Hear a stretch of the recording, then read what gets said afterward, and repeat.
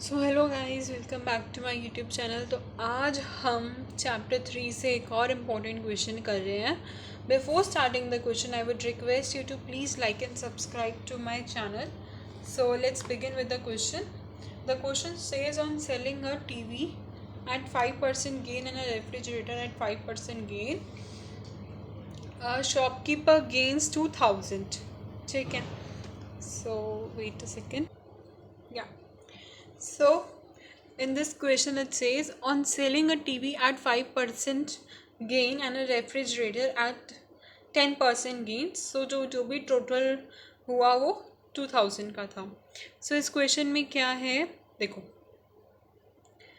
5% का गेन हुआ आपको टीवी पे और 10% का गेन हुआ रेफ्रिजरेटर पे।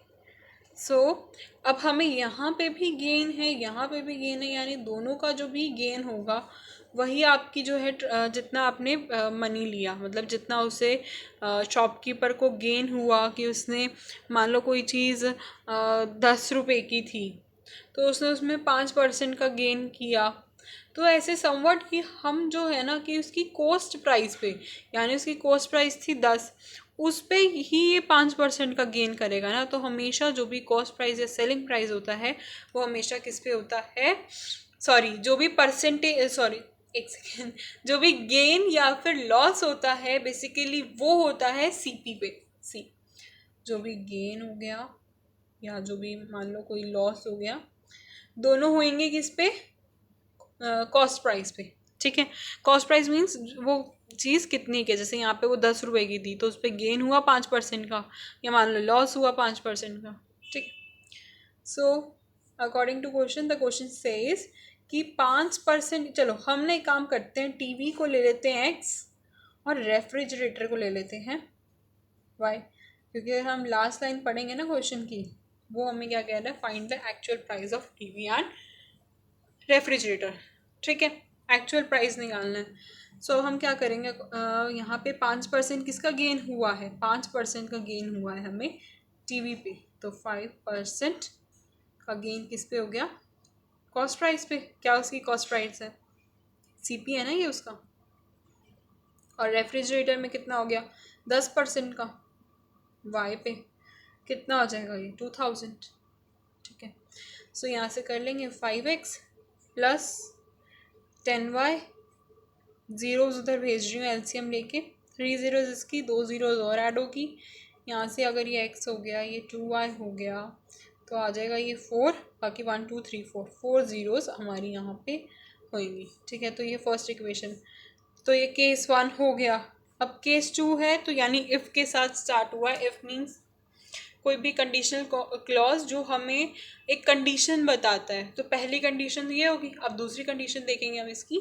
If he sell, second line में देखना, if he sell the TV at 10% gain and refrigerator at 5% loan loss, he gain 1500 on this transaction. यानी जो भी ट्रांजेक्शन होती है, जो भी लेन देन इसने किया, बेचा, और यहाँ पर 10% का उसे गेन हुआ बट यहाँ पर उसे लॉस हो गया, तो ये जो ट्रांजेक्शन हुई ना, मनी की ट्रांजेक्शन, ये वो कहते हैं, इसे भी हमें ऐसे एक्सप्रेशन बनाना है।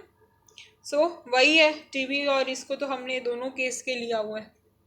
तो केस सेकंड में होगा हमारे पास कि 10% का गेन हो रहा है, तो 10/100 हो जाएगा, किस पे होएगा, ऑफ कोर्स सीपी पे होगा। और रेफ्रिजरेटर का लॉस हो रहा है, नुकसान हुआ है उसे, तो आप यहाँ पर माइनस का यूज़ करोगे, 5/100। और लॉस हुआ है, किस पे हुआ है, रेफ्रिजरेटर का था, वाई हो गया, और 1500 इसकी ट्रांजेक्शन हो गई। फाइन, तो अब इसे भी कुछ ऐसे ही बना लेंगे, 10x minus 5y, double zeros ऊपर चली जाएंगी, 2 ज़ीरोज़ इसके पास हैं, 2 ज़ीरोज़ इसे ऑलरेडी मिल गई, तो इधर भी देखो 4 ज़ीरोज़, और इसके पास भी कितनी ज़ीरोज़ हैं, 4 ज़ीरोज़ हैं। फाइन, अब इसमें से अगेन 5 का वो ले लेंगे कॉमन, तो हमारे पास बच जाएगा ये। ठीक है, ये सेकेंड इक्वेशन है। अब मुझे जहाँ तक ऐसा लग रहा है ना कि रेफ्रिजरेटर तो लॉस पे हो रहा था, तो सॉरी यहाँ एक, सॉरी यहाँ तो यहाँ पे ये बड़ी होगी ये छोटी होगी, या कुछ भी कर सकते हैं, बट मेरे अकॉर्डिंग ये मुझे बड़ी लग रही है। मैंने यहाँ पर टीवी को एक्स लिया था, बट रेफ्रिजरेटर तो नेक्स्ट केस में लॉस पे जा रहा था ना, that's why I thought to take this first. So मैं यहाँ पे साइड में करूँगी कैलकुलेशन, देख लेना। 2x माइनस वाई, यानी पहले मैं सेकेंड इक्वेशन को ले रही हूँ। इस सेकेंड इक्वेशन को मैं 4 जीरोज आएंगे यहाँ पे, ठीक है।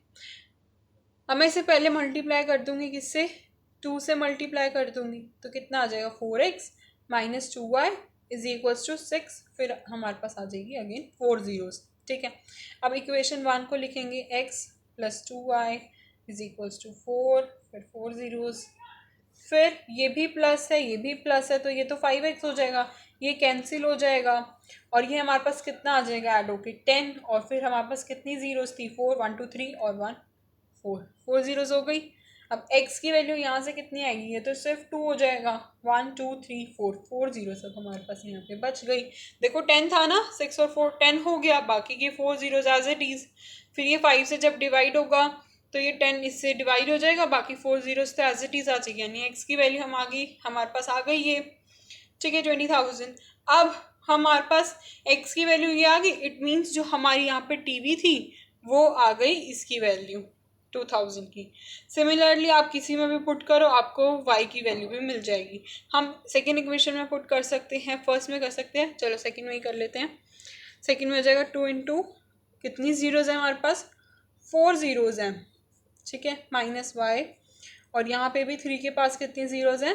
4 जीरोज हैं, तो ये 2 2 ज़ा 4, बाकी आ जाएंगे आपकी 4 zeros minus y is equals to 3, और फिर 4 जीरोज। देखो मैं ये 4 जीरोज 3 जीरो मतलब ऐसे जीरोज क्यों काउंट करके बता रही हूँ, क्योंकि कभी मिस्टेक ना हो जाए ऐसे क्वेश्चन को करने में, ठीक है। देखो अभी यहाँ पे एक जीरोस की कमी होगी ना मैं बोलते बोलते, सो इसलिए हमें ना जीरोस काउंट करनी चाहिए। कहीं हम लिख रहे हो 10 और हो जाए गलती से 100, या जैसे कि बहुत सारी जीरोस होती है, सपोज कहीं 5 जीरोस है, हमने एक जीरो कहीं कभी मिस कर दी, 4 जीरो लिख ली, इसलिए हमें जीरोस को काउंट करके लिख लें तो ज़्यादा सही रहेगा, ठीक है। सो ये आ गया आपकी y की वैल्यू यहाँ से और x की वैल्यू यहाँ से, यानी जो आपका टीवी है वो ये रहा, और जो रेफ्रिजरेटर है ये रहा। दोनों की हमने कॉस्ट प्राइस निकाल दिया, यानी एक्चुअल प्राइस निकाल दिया। So thank you very much.